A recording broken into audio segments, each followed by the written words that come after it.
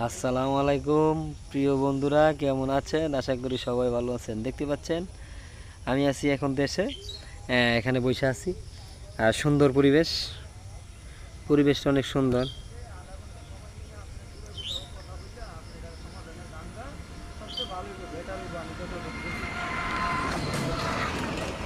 দেখতে পাচ্ছেন আমি বসে আছি একা একা একা একা বসে আছি। আপনারা যে যেখান থেকে দেখতেছেন অবশ্যই বলতে পারবেন আমি কোথায় আছি। এই জায়গাটার নামও অবশ্যই বলতে পারবেন। সবাই যে বলতে পারেন অবশ্যই আমাকে একটি লাইক করে দিয়ে যাবেন প্লিজ।